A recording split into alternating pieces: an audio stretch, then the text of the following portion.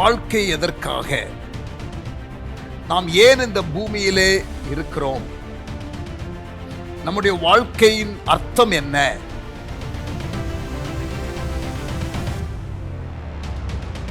வாழ்க்கையின் அர்த்தத்தை அறிந்து வாழும் பொழுது வாழ்க்கை மிகவும் லகுவாகிவிடும். தேவையில்லாத காரியத்திலே நாம் சிக்கிக்கொள்ள மாட்டோம்.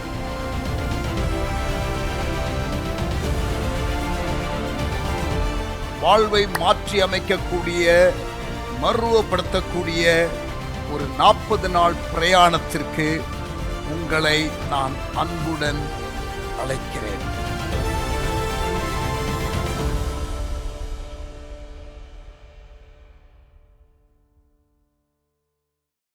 Praise the Lord.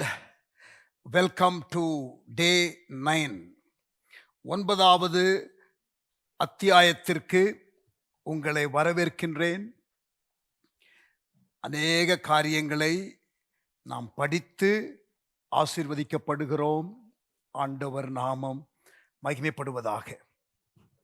I am very excited, very thrilled because day by day new groups of people, புது group of leaders, church leaders, pastors, அவர்களுடைய சர்ச் குரூப்ஸுக்கு இந்த புக்கை இன்ட்ரடியூஸ் பண்ணுறாங்க.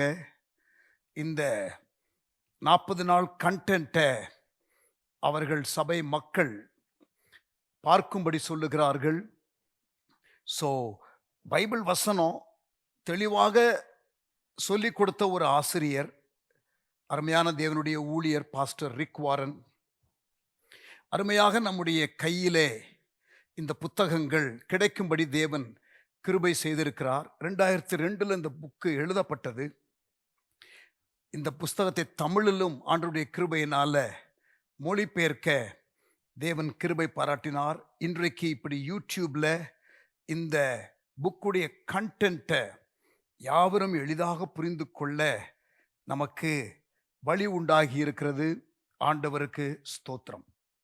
நேற்றைய தினத்தில் டே 8வது அத்தியாயத்தில் நாம் முதலாவது நோக்கமாகிய ஆராதனை, தேவனுடைய மகிழ்ச்சிக்கென்று நாம் ஏற்படுத்தப்பட்டோம்.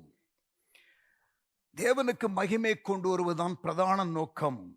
தேவனுக்கு மகிழ்ச்சியை கொண்டு வருவது, தேவனுடைய சந்தோஷத்திற்காக நாம் ஏற்படுத்தப்பட்டோம் என்பதை நாம் படித்தோம். அதிலே ஆராதனை என்பதை குறித்து ரொம்ப ஒரு ப்ரிலிமினரி அண்டர்ஸ்டாண்டிங், ஒரு ஆரம்ப ஒரு புரிந்து கொள்ளுதலை இன்னும் ஆழமாக, விரிவாக, விவரமாக அதை படிக்கப் போகிறோம்.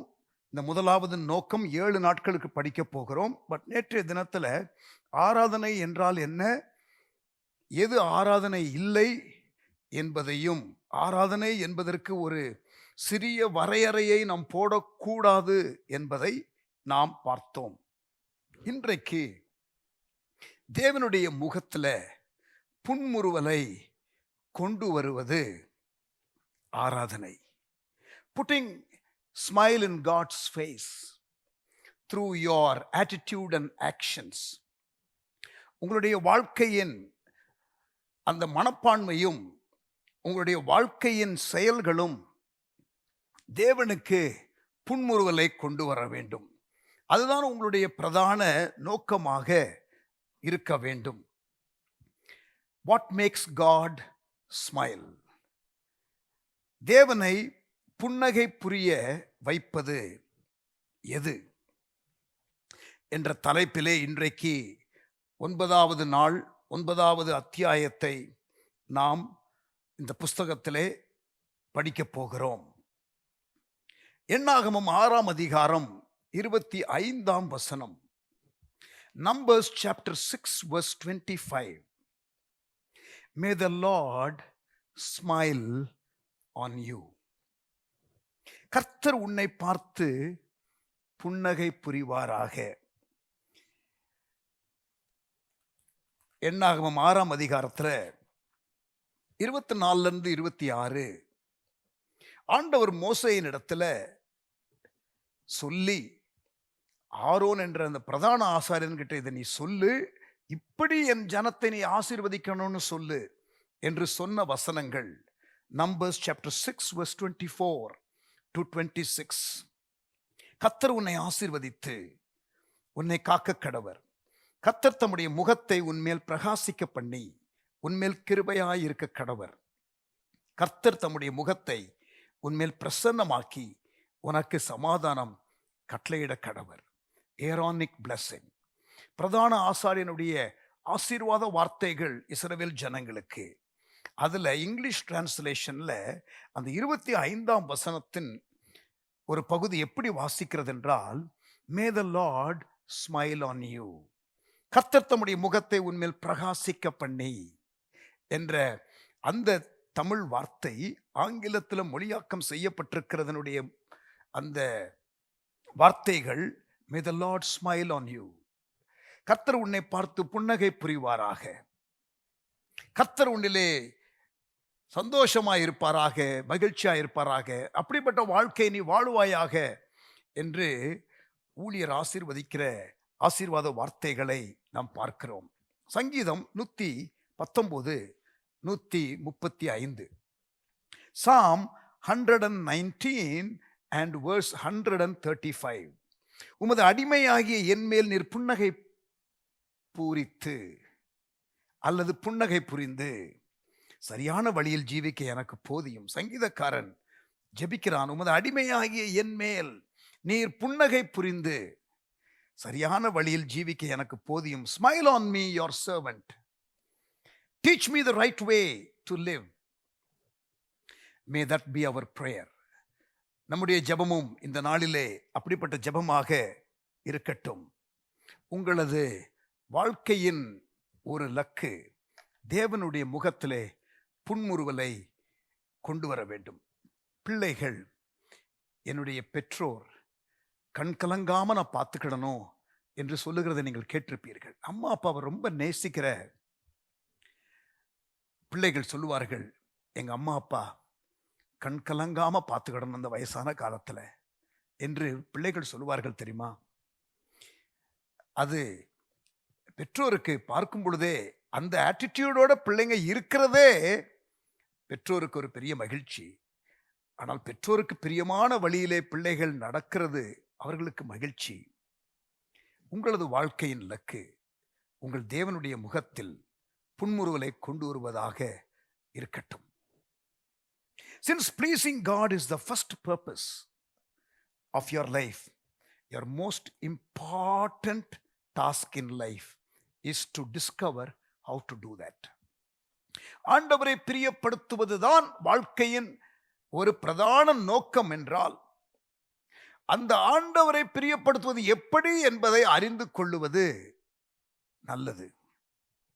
எபேசியர் 5ஆம் அதிகாரம் 10ஆம் வசனத்தில் கிறிஸ்துவை பிரியப்படுத்துவது என்ன என்பதை கண்டறிந்து பின்பு அதை செய்யுங்கள். த மெசேஜ் என்ற ஆங்கில டிரான்ஸ்லேஷன்ல figure out what pleases Christ and then do it. Tamil அதை அப்படியே நான் மொழியாக்கம் செய்து சொல்லுகிறேன். கிறிஸ்துவை பிரியப்படுத்துவது என்ன என்பதை கண்டறிந்து பின்பு அதையே செய்யுங்கள்.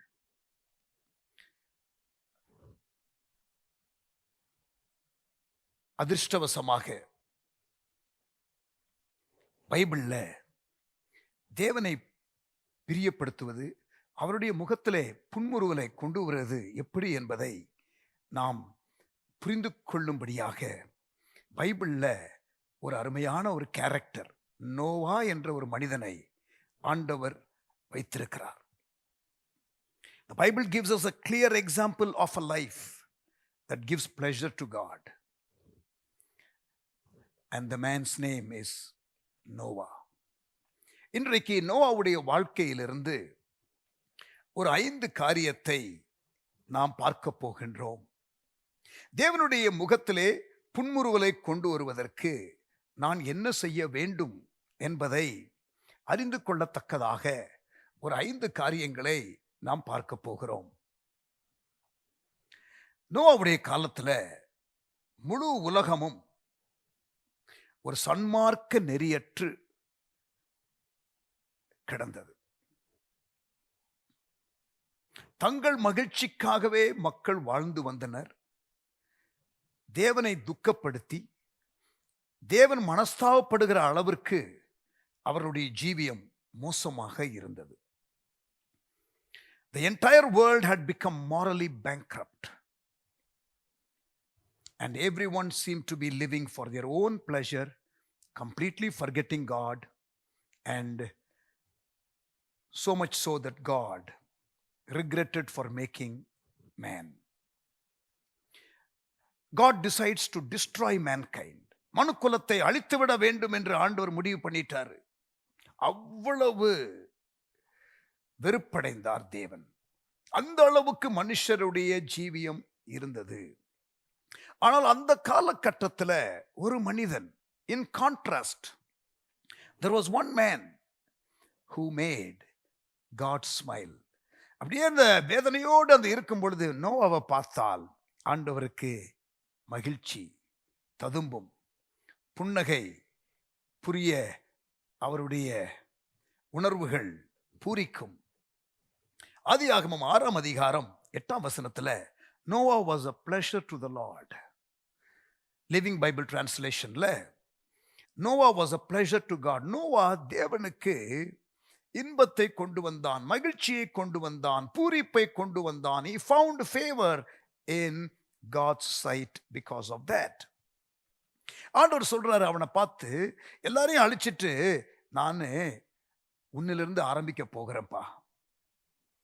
ஏன்னா நீதான் என்னுடைய முகத்துல புன்முறுவலை கொண்டு வந்த.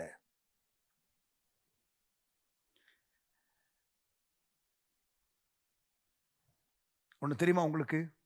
அந்த நோவா தேவனுடைய முகத்துல புன்முறுவலை கொண்டு வந்ததுனால தான் நீங்களும் நானும் இன்னைக்கு உயிரோடு இருக்கிறோம். அந்த நோவாவுடைய சந்ததியில் இருந்தால் நம்மளாம் வந்தோம். அன்றைக்கு அந்த நோவாவும் அப்படி இருந்திருந்தான் என்றால் நீங்களும் நானும் இருந்திருப்போமா?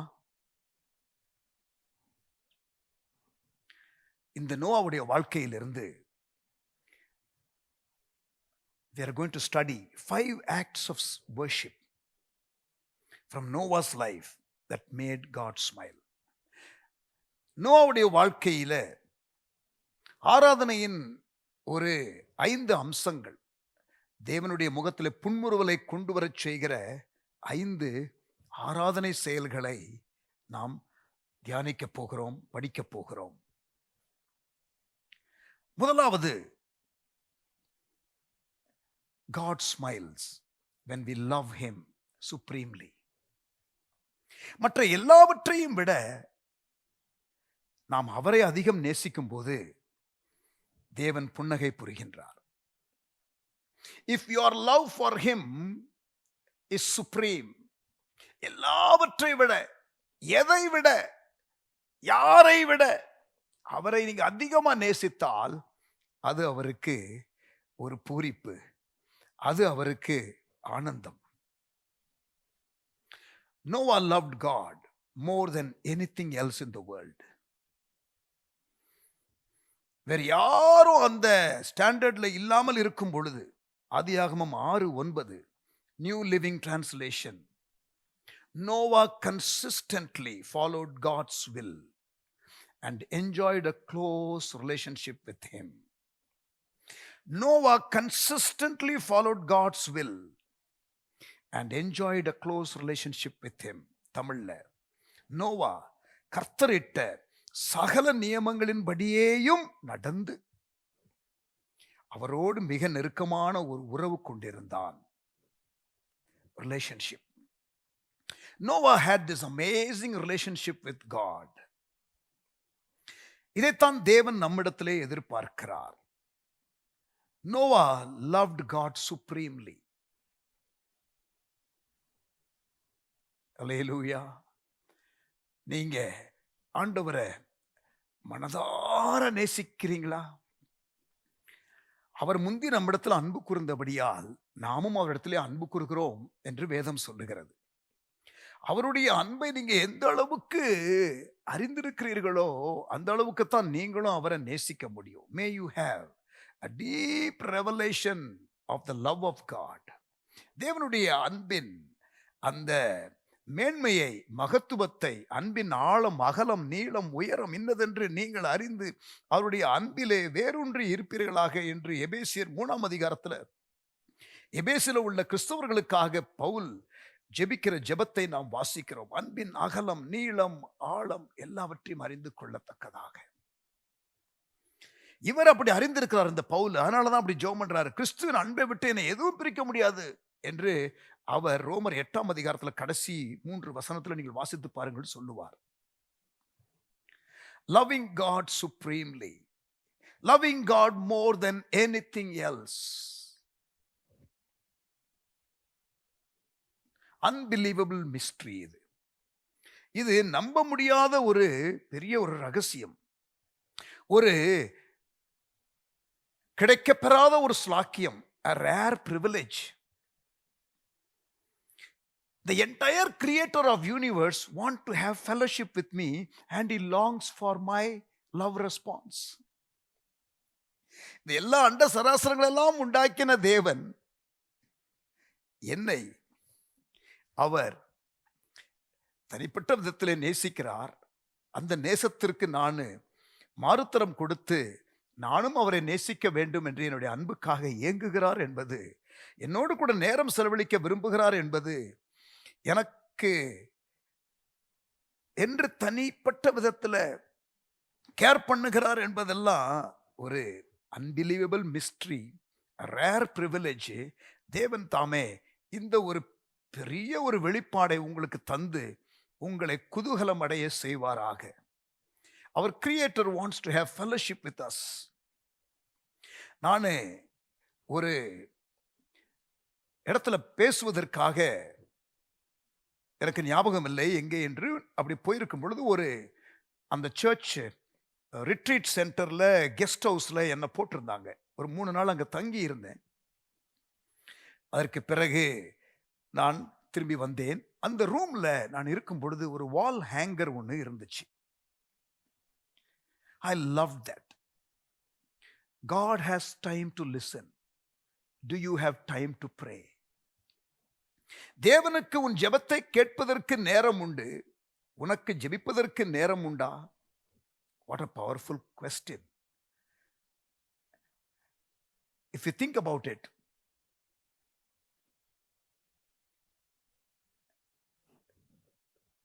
ஐயோ, தேவன் எனக்காக காத்திருக்கிறார், நான் தான் அவரை சந்திக்க போவது இல்லை என்ற காரியம் எவ்வளவு ஒரு பெரிய ஒரு சிந்திக்க வைக்கிற ஒரு கேள்வி. அந்த போர்டு அவ்வளவு எனக்கு பிடிச்சிருந்தனால நான் உங்ககிட்ட சொன்னேன், you can take it with யூன்னு சொன்னாங்க.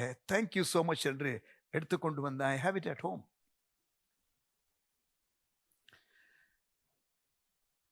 ஏற்கனவே நாம் பார்த்திருக்கிறோம் இந்த புக்கில் வசன ஆதாரத்தோடு ரிக் வாரன் அவர்கள் பேசுகிறார்கள். God made you to love you and he longs for you to love him back.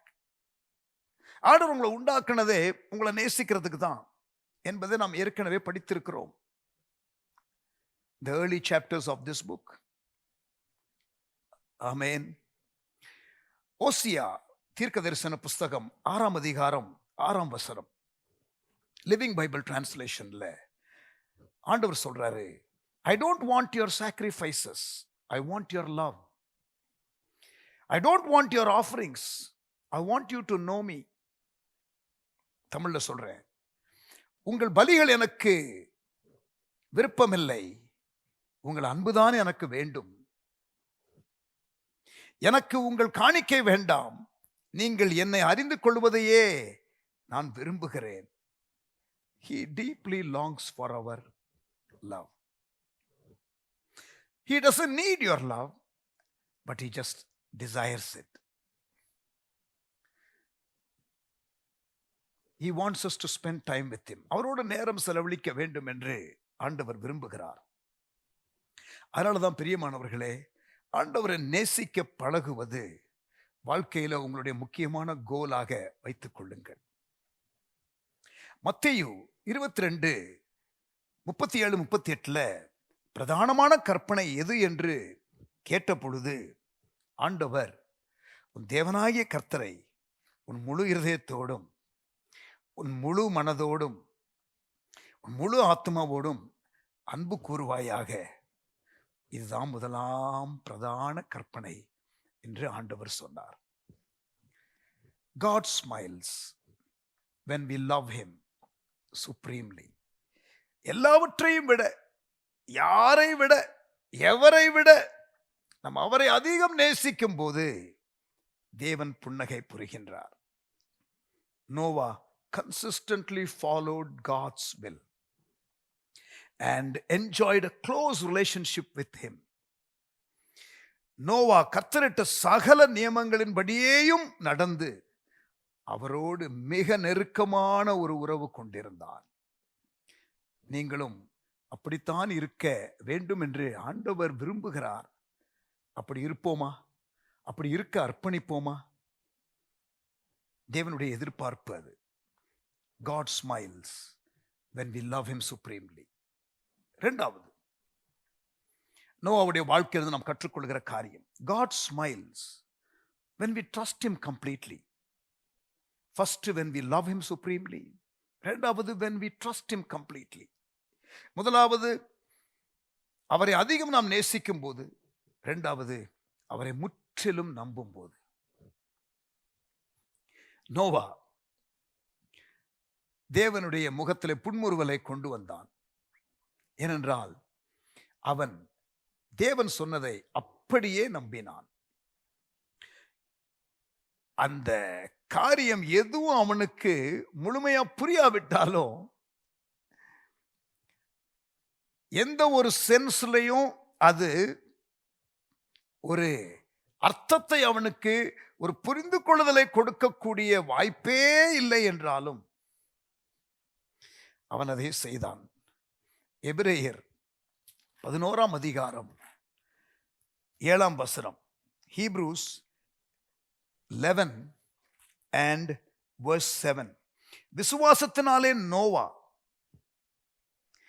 தற்காலத்திலே காணாதவைகளை குறித்து தேவ எச்சரிப்பு பெற்று பயபக்தி உள்ளவனாகி தன் குடும்பத்தை ரட்சிப்பதற்கு பேழையை உண்டு பண்ணினான்.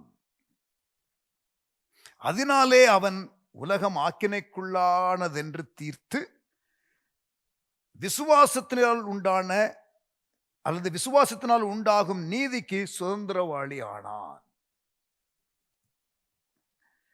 When there was no possibility,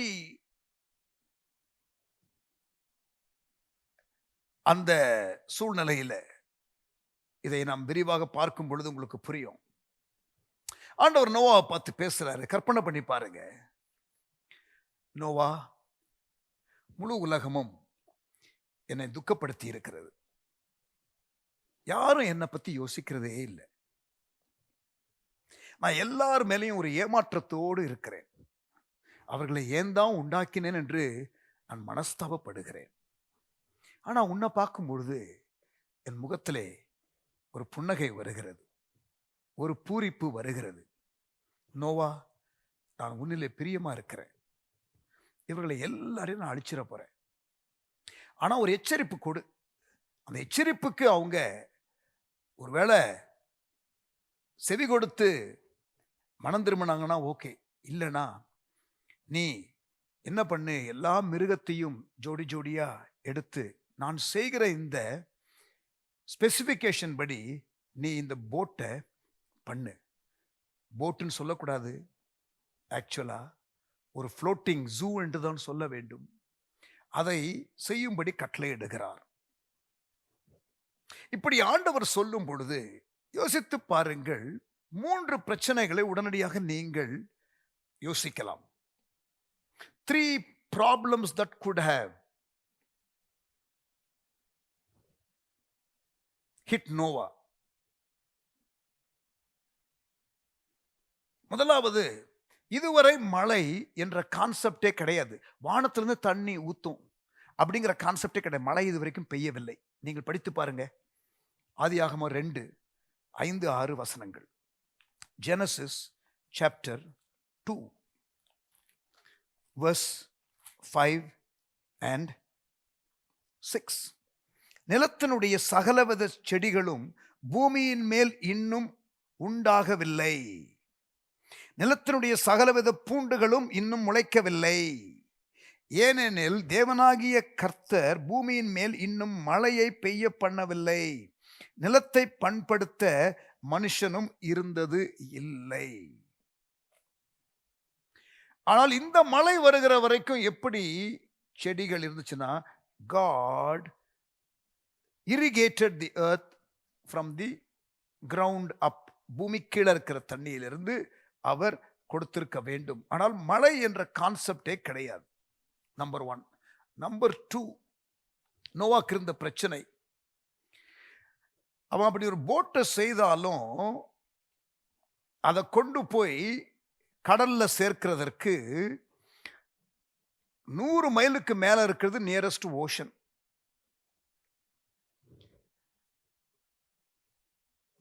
மூன்றாவது, நோவாவுடைய ஃபைனல் சேலஞ்ச் என்னன்னா, எல்லா மிருகத்தையும் ஜோடி ஜோடியா ஆண் எது பெண் எதுன்னு கண்டுபிடிச்சு ஒவ்வொரு ஜோடியை கொண்டு வந்து உள்ள சேர்க்கறது மட்டும் இல்லை, யோசிச்சு பாருங்க எத்தனை நாள் அந்த போட்டு தண்ணியில மிதக்கும், அதற்கு வேண்டிய ஆகாரம், கம்ப்ளீட்டா ஒரு ஜூ மேனேஜ்மெண்ட், கம்ப்ளீட்டா எல்லாவற்றையும் யோசிக்கணும். எத்தனாவது வயசுல அவர் கேட்கிறாரு? 480 வயசுல. Noah was 480 years old. And to add on to the frustration, when he starts talking about it, இத செய்தியா பிரசங்கம் பண்ணணும், ஒரு வார்னிங்கா கொடுக்கணும் மக்களுக்கு. ஆனா பாருங்க, அந்த 120 வருஷம் பிரசங்கம் பண்றேன், யாரும் ரெஸ்பான்ஸ் கொடுக்கல. ஒரு பக்கம் அந்த பேழை கட்டும் பணி நடக்கிறது, இன்னொரு பக்கம் உலகம் முழுவதற்கும் எச்சரிப்பின் தீர்க்க தரிசன வார்த்தை சொல்ல வேண்டியது இருக்கிறது. He had this ability to hear God so clearly that he did not doubt and he went on with the mandate. 120 வருஷம் ஆச்சு. அந்த சோர்வின் நாட்களை யோசித்து பாருங்கள்.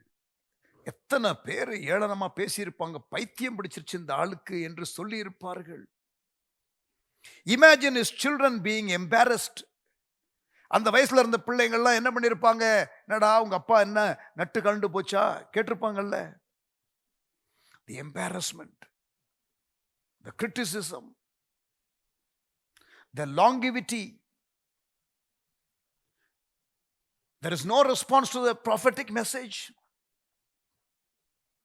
480 வயசுல ஒரு குளோபல் ப்ராஜெக்ட், 480 வயசுல ஒரு இம்பாசிபிள் அசைன்மெண்ட், ஹியூமன் டேர்ம்ஸ்ல பலவிதமான டெக்னாலஜி இன்சைட்ஸ் தேவைப்படுகிற ஒரு டாஸ்க். ஏனென்ற கேள்வியை கேட்கவே இல்லை. நான் யோசிக்கிறேன், அப்படிப்பட்ட ஒரு காரியத்தை என்னிடத்திலே ஆண்டவர் சொன்னால் எப்படி நான் ரியாக்ட் பண்ணியிருப்பேன்? ஒரு தேசத்தை சந்திக்கிறதற்கு ஒரு செயல் திட்டத்தை பெற்று அதை மக்களுக்கு சொல்ல பிரயாசிக்கும் பொழுது அதில் எவ்வளவு சேலஞ்சஸ் இருக்கிறது என்பதை அறிந்தவன் நான். 5 வருஷமாக பேசிக்கொண்டே இருக்கிறோம்.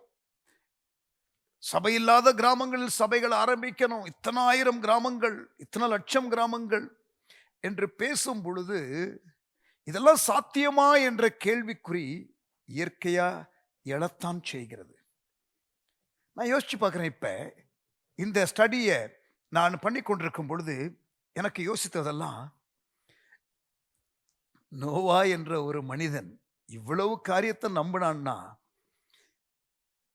நான் ஏன் இந்த சிறிய ஒரு விஷன், அதாவது நோவாவுடைய ப்ராஜெக்டை பார்க்கும் பொழுது, அவனுக்கு இருந்த வயசை பார்க்கும் பொழுது, ஏஜ் ஃபேக்டரோ டெக்னாலஜி ஃபேக்டரோ அல்லது பாசிபிலிட்டி ப்ராபபிலிட்டியோ எதுவுமே, லாஜிக்கல் சென்ஸோ எதுவுமே இல்லாத ஒரு ப்ராஜெக்டை அவன் நம்பி பண்றான் தெரியுமா? அப்படியே அப்பட்டமா நம்பி செய்யறான் தெரியுமா? that puts smile in God's face. நீங்க எந்த ஏரியாவில் ஆண்டவரை நம்பணும்? அப்படியே trust him completely, love him supremely. முதலாவது. இரண்டாவது, trust him completely. அப்படியே முழுமையா அப்பட்டமா அவர் என்ன சொன்னாலும் நம்புவேன் என்ற நிலைக்கு வாங்க. that will put smile in God's face. எனக்கு இதை பேசும் பொழுதே எனக்குள்ள ஒரு பெரிய ஒரு விசுவாச எழுச்சி உண்டாகிறது.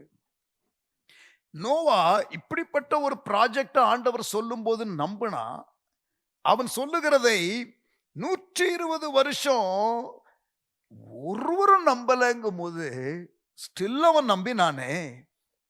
அவனுடைய விசுவாசம் எவ்வளவு பெரியது! அவனைத்தானே ஆண்டவர் விசுவாச வீரர்கள் பட்டியலிலே எபிரேயர் 11ஆம் அதிகாரத்திலே வைத்திருக்கிறார். நான் விசுவாசிக்கலாமே, ஆண்டவர் சொன்னதினாலே அதை அப்படியே அப்பட்டமாய் நம்பலாமே. அல்லேலூயா. மூன்றாவதாக, God smiles when we obey him wholeheartedly, love him supremely, trust him completely, obey him wholeheartedly. முழு இருதயத்தோடு நாம் அவருக்கு கீழ்ப்படியும் போது, முதலாவது எல்லாவற்றை விட அதிகமா நேசிக்கும் பொழுது, இரண்டாவது முழுமையா அப்பட்டமா அவர் சொல்றதை நம்பும் போது, மூன்றாவது முழு இருதயத்தோடு நாம் அவருக்கு கீழ்ப்படியும் போது. இங்க பாருங்க, இவ்வளவு பெரிய ப்ராஜெக்டை செய்வதற்கு there is a lot of details that needs to be taken into account. A great attention to logistics and details are important for a project like this. அந்த போட் கேப்சைஸ் ஆகக்கூடாது, அது கவுந்துடக்கூடாது.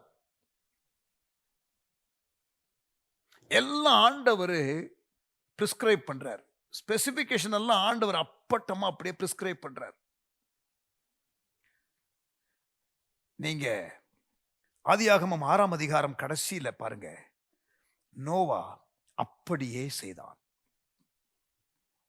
தேவன் தனக்கு கட்டளையிட்டபடி எல்லாம் அவன் செய்து முடித்தான். I like that word. தனக்கு கட்டளையிட்டபடி எல்லாம், completely. Notice that word. No wonder God smiled at Noah.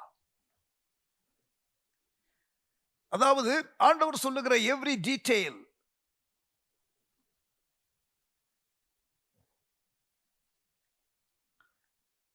எல்லாவற்றையும் அவன் கேட்டு, ஆதியாகமம் 6ஆம் அதிகாரம் 14-16 படிச்சு பாருங்க.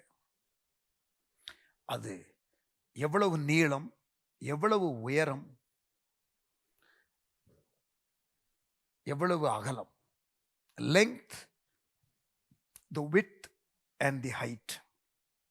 The ark was 10 times longer than its height and 6 times longer than its width. படிச்சு பாருங்க, ஆதியாகமம் 6:14-16.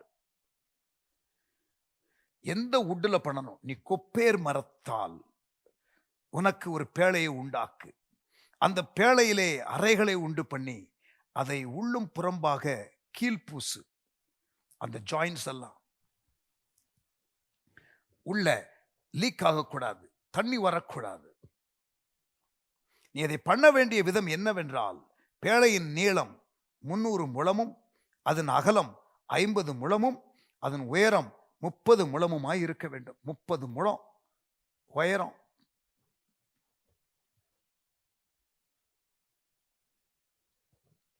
முந்நூறு முழம் நீளம், உயரத்தை விட அகலம் 10 மடங்கு.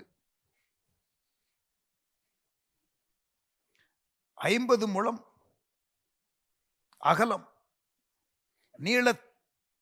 அகலத்தை விட நீளம் 6 மடங்கு கூடுதலாக இருக்க வேண்டும்.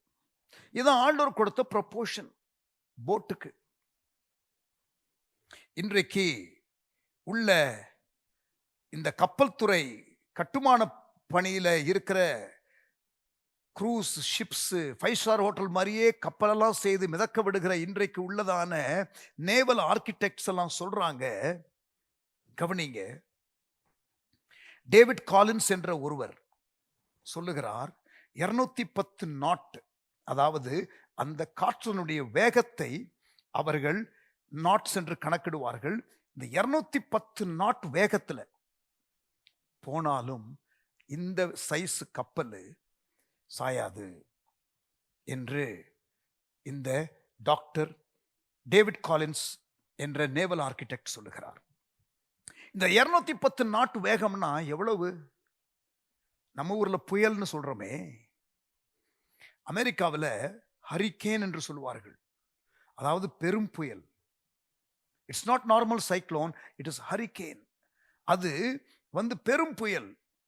இந்த 210 நாட் வேகம் என்பது 3 முறை வேகமாக பெரும் புயலை விட வருகிற ஒரு காற்று. அப்படி வந்தாலும் டாக்டர் டேவிட் காலின்ஸ் சொல்லுகிறார், நேவல் ஆர்கிடெக்ட், கப்பல் கட்டுமான பொறியாளர் சொல்லுகிறார், இந்த கப்பல் சாயாது. The ark was unassailable. Doctor Henry Morris என்ற இன்னொரு கட்டுமான பணி எக்ஸ்பர்ட் சொல்லுகிறார், the ark's dimensions made it almost impossible to capsize even if it tilted through any angle less than 90 degrees. 90 டிகிரிக்கு கம்மியா 89 88 டிகிரி இப்படி திரும்பினா கூட திருப்பி அது நிமிந்துருமா. இன்றைக்குள்ள கட்டுமான 5000 ஆண்டுகளுக்கு பிறகு இன்றைக்குள்ள விஞ்ஞானிகள் சொல்லுகிறார்கள், Noah's ark was a nautical wonder. And naval architects understand that applying Noah's proportional dimensions to shipbuilding produces the most seaworthy vessels. இன்றைக்குள்ள கப்பல் கட்டுமான பொறியாளர்கள் சொல்லுகிறார்கள், அந்த நோவாவுடைய அந்த பேழையினுடைய ப்ரொப்போர்ஷன்ல கட்டினாதான் எந்த கப்பலும் எல்லா ஆபத்துகளுக்கும் தாங்கும் என்று சொல்லுகிறார்கள். அமேசிங். இத ஸ்பெசிபிகேஷனை இன்றைக்கு இந்த கப்பல் கட்டுன வல்லுநர்கள்லாம் எத்தனை வருஷம் மாஸ்டர்ஸ் PhD எல்லாம் படிச்சு வர்றாங்க. நோவாவுக்கு 480 வயசுல ஆண்டவர் பேசி கொடுத்த instruction.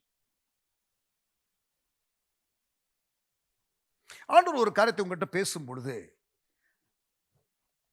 sometimes it may not make logical sense. இந்த பட்டணத்தை சுத்தி 7 முறை வா, it doesn't make sense. Last day you shout, doesn't make sense. ஒரு பானை எடுத்துக்கோ, உள்ள ஒரு தீவெட்டியை வை, doesn't make sense. இதெல்லாம் உங்களுக்கு ஒரு லாஜிக்கல் சென்ஸ்ல எதுவுமே செட் ஆகாது. தேவன் பேசும் பொழுது கேட்கிற பக்குவத்துக்கு மட்டும் வந்துட்டா ஒரு கர்த்தருடைய பிள்ளை, அதற்கு கீழ்ப்படியக்கூடிய இருதயமும் இருந்து விட்டால் எப்படி இருக்கும்? ஆண்டவர் பூரிப்பார். He will smile.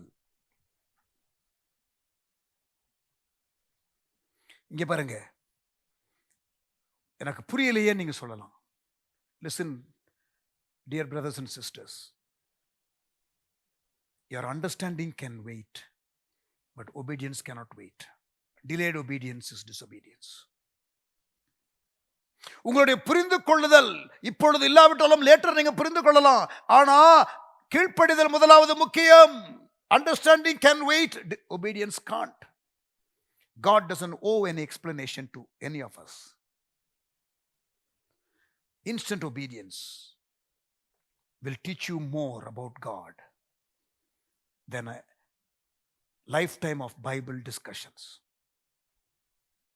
வாழ்நாளெல்லாம் வேதத்தை விவாதித்து கற்றுக்கொள்ளுகிறதை விட வாழ்க்கையிலே தேவனுக்கு கீழ்ப்படுகிறது அதிக புரிந்து கொள்ளுதலை, தேவனை குறித்த புரிந்து கொள்ளுதலை உங்களுக்கு கொண்டு வரும்.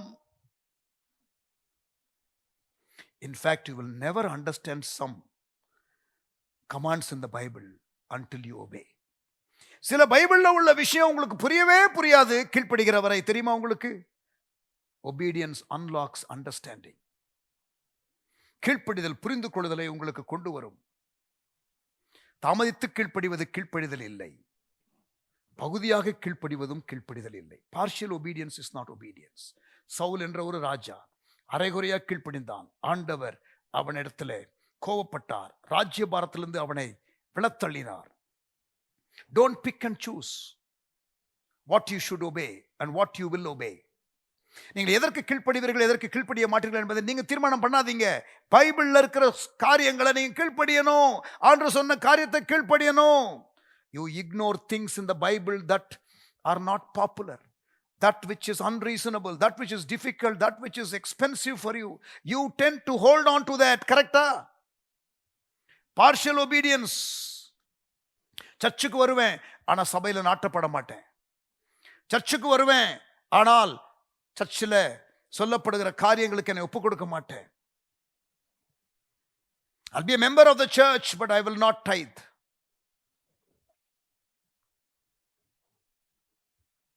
I'll read the Bible, but I won't forgive others.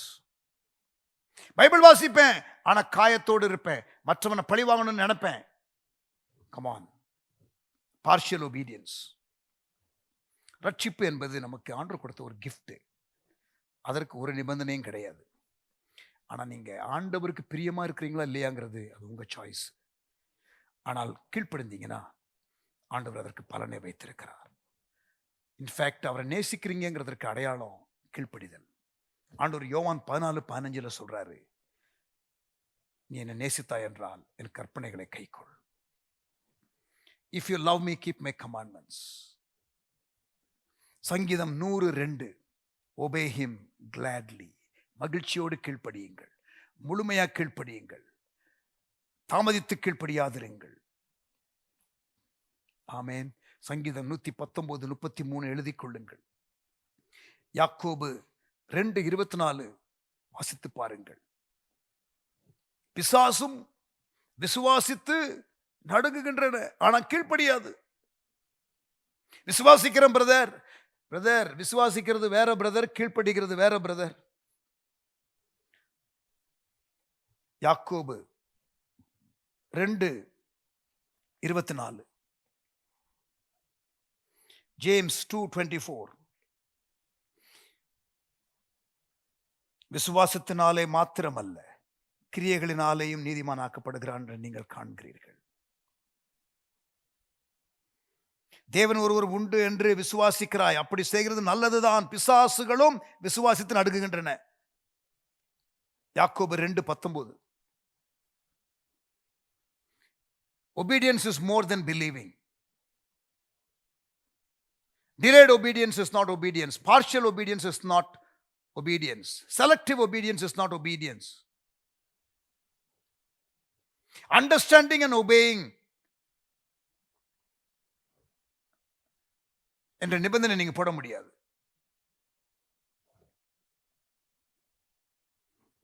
Sometimes only obedience unlocks understanding.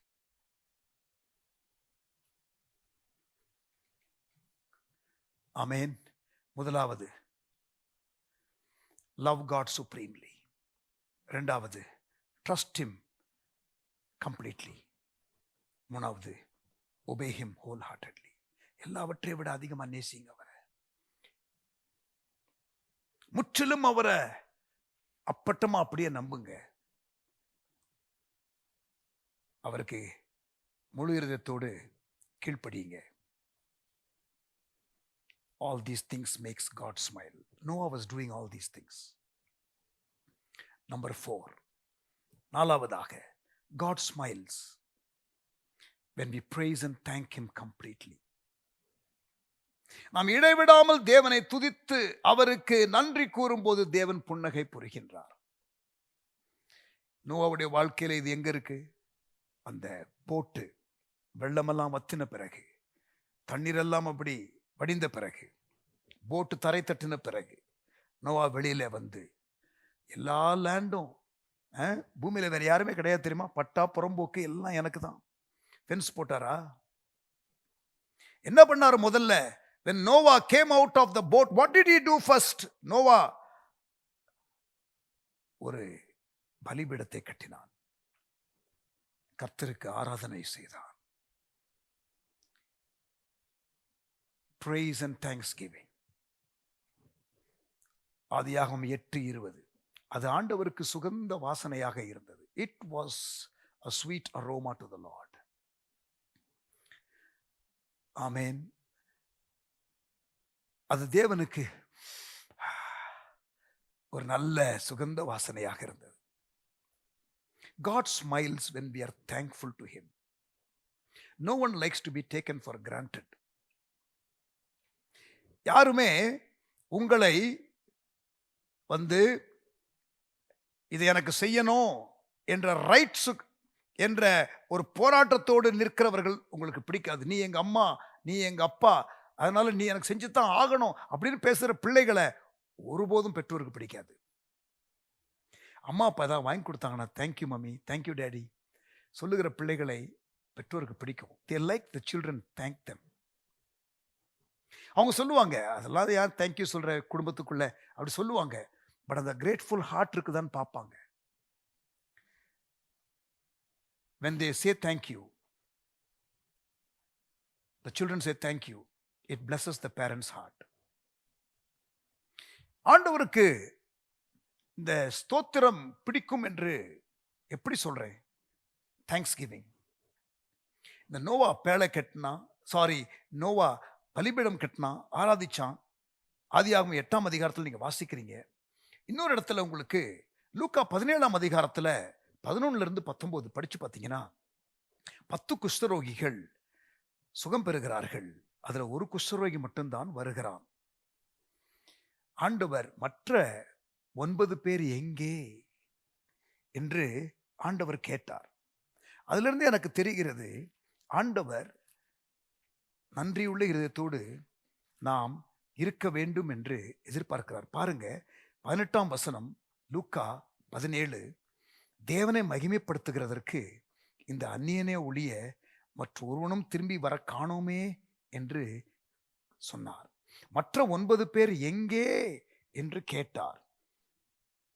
சுத்தமானவர்கள் 10 பேர் அல்லவா? மற்ற 9 பேர் எங்கே என்று 17ஆம் வசனத்தில் லூக்கா 17:17 கேட்கிறார். தேவனை மகிமைப்படுத்துகிறதற்கு இந்த அந்நியனே ஒழிய மற்றொருவனும் திரும்பி வர காணோமே. இவன் ஒரு சமாரியன், அந்நியன் ஒருவன் தவிர என்று அவர் சொல்லும் பொழுதே மற்றவன்லாம் யூதன் போல தெரிகிறது. They have taken it for granted, God's blessings. But here is a Samaritan who comes with a grateful heart. அவனை பார்த்து ஆண்டவர் சொல்றாரு, நீ எழுந்து போ, உன் விசுவாசம் உன்னை ரட்சித்தது. இங்கிலீஷ்ல your faith has made you whole. இங்க பாருங்க, அவர்கள் 9 பேர் சுகம் மட்டும்தான் பெற்றார்கள். இவன் he was made whole. Thanksgiving opens you to the next level of blessings. ஆண்டவர் சொல்றாரு சங்கீதம் 104 அவருடைய பிரகாரத்துல ஸ்தோத்திரத்தோடு நாம் வரணும்னு. Enter his gates with thanksgiving.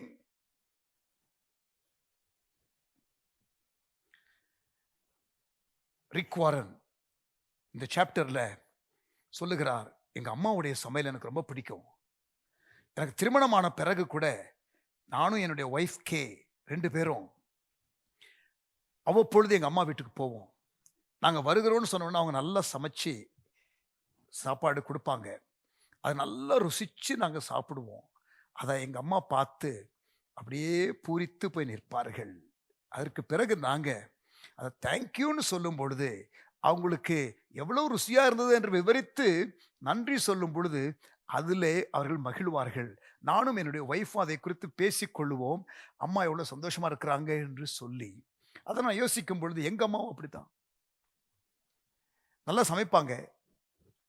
அவங்க சாப்பாடு நல்லா இருக்குன்னு பாராட்டி ருசிச்சு யாராவது சாப்பிட்டாங்கன்னா அடுத்த முறை அவங்க வர்றாங்கன்னு சொன்னால் அவங்களுக்கு தெரியும் என்ன செய்யணும்னு. உடனே எஸ்ன்னு சொல்லுவாங்க. சாப்பிட்டுட்டு சாப்பாட்டை குறித்து ஒரு கமெண்ட்டும் பண்ணாமல், தேங்க்யூவும் சொல்லாமல், பர்சனலாக அம்மாவை தேங்க் பண்ணாமல் அப்படி வந்து சாப்பிட்டு போறவங்க இருப்பாங்க தெரியுமா? அவங்க வர்றாங்கன்னு சொன்னா, அவங்க சம்டைம்ஸ் முகத்த காட்டுவாங்க. பட் சி இது ஹியூமன் பீயிங். பட் வந்து ஆண்டவர் வந்து முகம் காட்டுவார்ன்னு சொல்லல. இந்த லூக்கா 17ஆம் அதிகாரத்துல 2வது லெவல் பிளெஸ்ஸிங் அந்த நன்றி செலுத்துறவனுக்கு தான் கொடுத்தாருங்கிறத நானு யோசித்து பார்க்கிறேன். அவருடைய சமூகத்துல வரும்பொழுது எப்படி வரணும்னு ஆண்டவர் சொல்லும்பொழுது சங்கீதம் 104ல enter his gates with thanksgiving, ஸ்தோத்திர இருதயத்தோடு வாங்க. சங்கீதம் 68:3, Psalm 68 and verse 3. நீதிமான்களோ தேவனுக்கு முன்பாக மகிழ்ந்து களிகூர்ந்து ஆனந்த சந்தோஷம் அடைவார்கள். இது two ways. Worship works both ways. நம்ம ஆண்டவரை சந்தோஷப்படுத்துவோம். நம்முடைய இந்த வாழ்க்கை முறை ஆராதனையின் மூலம் அவர் மகிழ்ச்சியாய் இருக்கிறதுல நமக்கு ஒரு மகிழ்ச்சி. எங்க அம்மா சந்தோஷமா இருக்கிறாங்கன்னா எனக்கு அதுல ஒரு சந்தோஷம். நீதிமான்களோ தேவனுக்கு முன்பாக மகிழ்ந்து களிகூர்ந்து ஆனந்த சந்தோஷம் அடைவார்கள். ஆண்டவர் சமூகத்துல வரும்பொழுது நமக்கும் அந்த ஆனந்தம். In his presence there is fullness of joy. Amen. அவருடைய சமூகத்துல ஆனந்தம், பேரானந்தம். அல்லேலூயா. சங்கீதம் 16:11, உம்முடைய சமூகத்தில் பரிபூரண ஆனந்தமும் உம்முடைய வலது பார்சத்தில் நித்திய பேரின்பமும் உண்டு.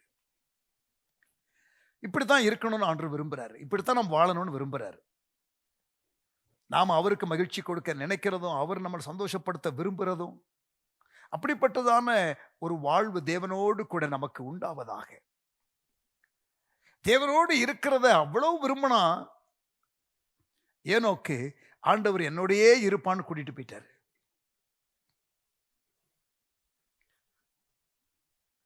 அவர் அதிகமா நேசிக்கிறவர்கள், அவர் மேல அன்பு வைத்திருக்கிறவர்கள்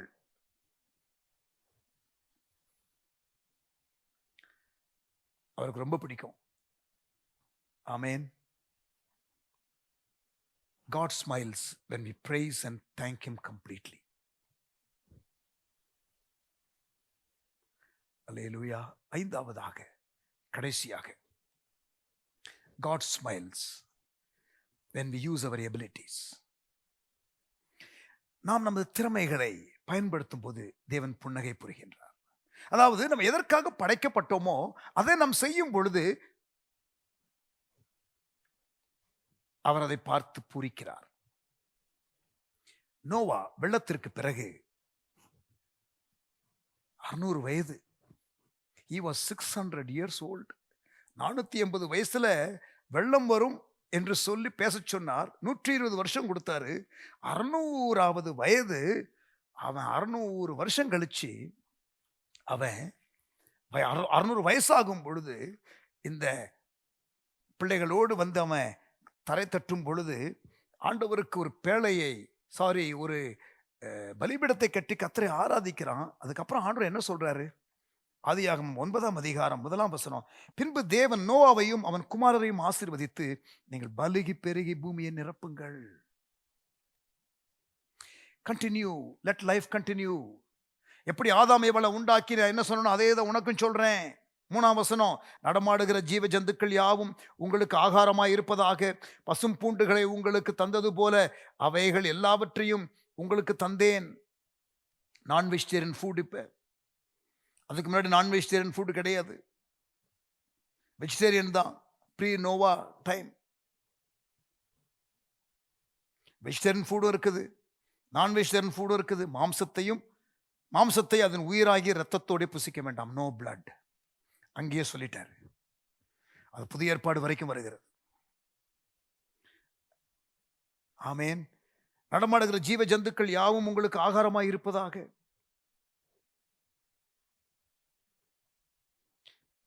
பலுகி பெருகி பூமியை நிரப்பு. இங்க பாருங்க, நீங்க ஆதியாகமம் 9:20 வாசிங்க. 9:20. நோவா பயிரிடுகிறவனாகி திராட்சை தோட்டத்தை நட்டினான். எனக்கு ரொம்ப ஆச்சரியமா இருக்குது. இந்த 600 வயசுல இந்த தாத்தா very impressive. Very impressive. Noah heard God. Noah built this huge project for 120 years. தேவ சத்தத்தை நோவா கேட்டான். இந்த 120 வருஷம் போட்டை கட்டுறான், ஒரு பக்கம் பிரசங்கம் பண்றான். இப்ப எல்லாம் முடிஞ்சது, இப்ப வேலை இல்லைன்னு நினைக்காதீங்க தாத்தாவுக்கு. தாத்தா மறுபடியும் பயிரிடுகிறார். God smiles when you do what you're supposed to do in life. அதாவது ஸ்பிரிச்சுவல் ஆக்டிவிட்டிஸ் மட்டும் தான் பாட்டு பாடிக்கிட்டு இருக்கும் பொழுதும், நம்ம கைத்தட்டிக்கிட்டு இருக்கும் போதும், ஜோ பண்ணிக்கிட்டு இருக்கும் போதும், அப்பதான் ஆண்டவர் பிரியப்படுகிறார் நினைக்காதீங்க. உங்க வாழ்க்கையில் நீங்க செய்ய வேண்டியதை அந்தந்த நேரத்தில் செய்யும் பொழுது, நீங்க ஒரு வேலைக்கு போகிறவங்களா 9 to 5 நீங்க வேலைக்கு போகிறத பார்த்து ஆண்டவர் பூரிக்கிறார். பொறுப்புள்ள பிள்ளை, குடும்பத்துக்காக செய்து பாரு வேலையை. வீட்டில் லேடிஸு துணி துவைக்கிறீங்களா, சமைக்கிறீங்களா, வீடை சுத்தம் பண்ணுறீங்களா, கம்ப்யூட்டர் இல்லை ஒர்க் பண்ணுறீங்களா, டிசைனிங் பண்ணுறீங்களா, எடிட்டிங் பண்ணுறீங்களா, டைப்பிங் பண்ணுறீங்களா, ஒரு கம்பெனியில் ஒர்க் பண்ணுறீங்களா, every human activity except sin, பாவத்தை தவிர வாழ்க்கையில் உள்ள எல்லா ஆக்டிவிட்டியும் it can be done for God's pleasure. If you do it with an attitude of praise and doing all for His glory, அவருடைய நாமத்தின் மகிமைக்காக நீங்க மட்டும் செஞ்சீங்கன்னா, ஆண்டவர் எல்லாரையும் வித்தியாசமா உண்டாக்கி இருக்கிறாரு. எனக்கு டிசைனிங் வராது, எனக்கு கம்ப்யூட்டர் ஒர்க் வராது. இமெயில் ஹேங் ஆயிடுச்சுன்னா உடனே நான் எக்ஸ்பர்ட்ஸை கூப்பிடுவேன், மற்ற ஸ்டாஃபை கூப்பிடுவேன். என் ஃபோன் ஏதாவது ஒன்று ஆயிடுச்சுன்னா இது எப்படின்னு கேட்பேன். இந்த கேமரா முன்னாடி எனக்கு இருக்க தெரியும், இந்த கேமராக்கு பின்னால உள்ள வேலைகள் எனக்கு தெரியாது. But that's how it works. God made some athletes and some He made analytical. Some are good in maths, some are good in science. சிலருக்கு மேத்ஸ் நல்லா வரும், சிலருக்கு சயின்ஸ் நல்லா வரும், சிலருக்கு லாங்குவேஜ் நல்லா வரும். Together we complement and do the work. இந்த ஒர்க் பண்றவன் தான் அந்த ஒர்க் பண்றவன் தான் கிடையாது. எல்லாரையும் we all are designed different, we all are wired different by God. சங்கீதம் 33:15, Psalm 33 and verse 15. அவருடைய இருதயங்கள் எல்லாம் அவர் உருவாக்கி அவர்கள் செய்கைகளை எல்லாம் கவனித்திருக்கிறார். நம்முடைய எல்லா செய்கைகளையும் தேவன் கவனித்திருக்கிறார். ஏசாயா 64:8, இப்பொழுதும் கர்த்தாவே நீர் எங்களுடைய பிதா, நாங்கள் களிமண், நீர் எங்களை உருவாக்கினீர், நீர் எங்களை உருவாக்குகிறவர், நாங்கள் அனைவரும் உமது கரத்தின் கிரியை. Accept the way you are made. சங்கீதம் 139 ஆண்டவர் எப்படி நம்மை உண்டாக்கினார் என்று நாம் ஏற்கனவே பார்த்தோம். நம்ம ஒவ்வொருவரையும் தனித்தன்மையோடு படைத்தார் என்று வாசித்தோம். ஆமென். இயற்கை தாளந்துகளை கொடுத்திருக்கிறார். எல்லாமே ஒரு முகாந்திரத்தோடு ஆண்டவர் செய்திருக்கிறார். ஆமென். இன்னொரு காரியம், நீங்க அவருடைய படைப்பெல்லாம் பார்த்து பிரமிக்கும் பொழுது, நீங்க அப்படி நல்ல நேச்சுரல் சீனரி இருக்கிற இடத்துல பறவைகளை பார்த்து குவைட்டா ஒரு நாள் ஒரு ஆற்றங்கரை, ஒரு கடற்கரை, இல்லை ஒரு வைல்டு ஒரு செட்டிங்கு அப்படி போயிட்டு, இல்லை மலை மேலே அப்படியே பாருங்களேன். த creation and Marvel at his creation. அது தேவனுக்கு கண்டிப்பாக அதுவும் பரவசத்தை கொடுக்கும் என்று நான் நம்புகிறேன். ஆமென்.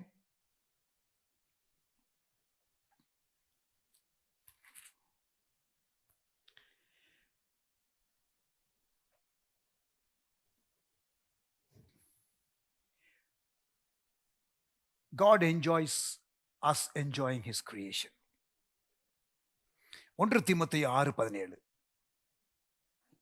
1 தீமோத்தேயு 6:17. ஆண்டவர்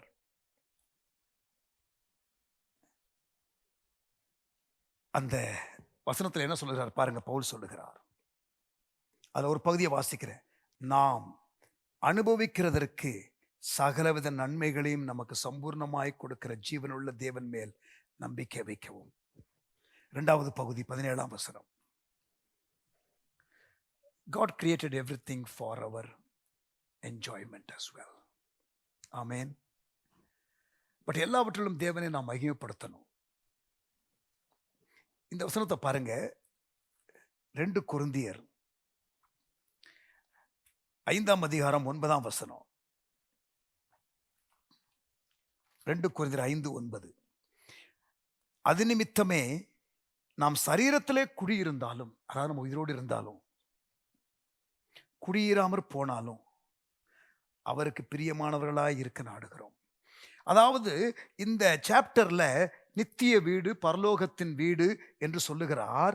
இந்த பூமிக்குரிய கூடாரம் என்று சொல்லுகிறார். அதாவது இந்த கூடாரத்துல இருந்தாலும் மகிமைப்படுத்துவோம், இந்த கூடாரத்துல இல்லாவிட்டாலும் மகிமைப்படுத்துவோம். Glorify God here and now and also there. All for his glory. எல்லாம் அவருடைய நாமத்தின் மகிமைக்காக. புசித்தாலும் குடித்தாலும் எல்லாம், everything, all acts of life except sin, do it for the glory of God and do it with thanksgiving in your heart. நம்ம பிள்ளைகளை வளருகிற பருவத்தில், பூர்ணம் ஆகாத பருவத்தில், அந்த வளருகிற பருவத்தில் அவங்க அந்த தடுமாற்றத்தோடு அவர்கள் வளருங்கிறத பார்த்து அப்படி பூரிக்கிறது போல, நாமும் வளருகிற பாதையில் நம்ம பெர்ஃபெக்ட் ஆகிற வரைக்கும் அதுக்கப்புறம் தான் நான் உன்னை பாராட்டுவேன்னு சொல்றது இல்லை. As we grow, as we are in the path of maturity, God rejoices. நமக்கு பேட் எக்ஸ்பீரியன்ஸ் இருக்கலாம். பெற்றோர், ஸ்கூல் டீச்சர் அல்லது பாஸ், எப்போ தப்பு செஞ்சாலும் திட்டிக்கிட்டே இருக்கிற ஒரு பாஸ் அல்லது ஒரு பெற்றோர் அல்லது ஸ்கூல் டீச்சர், அந்த பேக்ரவுண்ட்லேயே இருந்து வளர்ந்தவங்க ஆண்டவரையும் அப்படியே பார்ப்பீங்க. இல்லை இல்லை இல்லை, he is not there to find fault with you all the time and is not there roaming around with a big stick.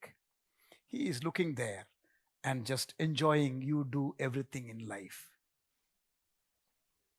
நாம் பாவம் செய்யாத பரிசுத்தவான்கள் இல்லை என்று ஆண்டவருக்கு தெரியும். அவர் சொல்றாரு,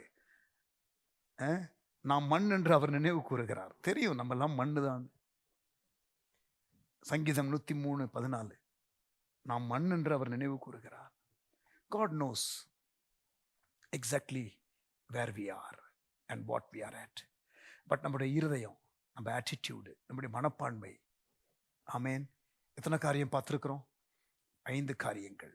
Love him supremely, trust him completely, obey him wholeheartedly, praise and thank him continually, and always use the God-given ability, all for his glory.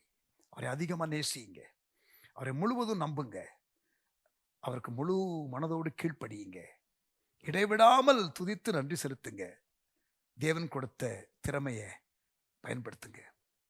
இந்த 21ஆம் நூற்றாண்டில் தேவன் நோவாவை போன்ற மக்களை தேடிக்கொண்டிருக்கின்றார். In this 21st century, God is looking for people like Noah who will put smile in his face. சங்கீதம் 14:2, தேவனை பிரியப்படுத்த வேண்டும் என்ற ஞானம் உள்ளவர்கள் இருக்கிறார்களோ என்று கண்டுபிடிக்க கர்த்தர் வானத்திலிருந்து மனுக்குலத்தை கண்ணோக்கி பார்க்கின்றார். The Lord looks down from heaven on all mankind to see if there are any who are wise, who want to please God. Will you make pleasing God the goal of your life? தேவனை பிரியப்படுத்துவதையே உங்கள் வாழ்க்கையின் லக்காக வைத்துக் கொள்வீர்களா? முற்றிலுமாக இந்த லக்கை அடைவதற்கு உங்களை எல்லா விதத்திலும் அர்ப்பணிப்பீர்களா?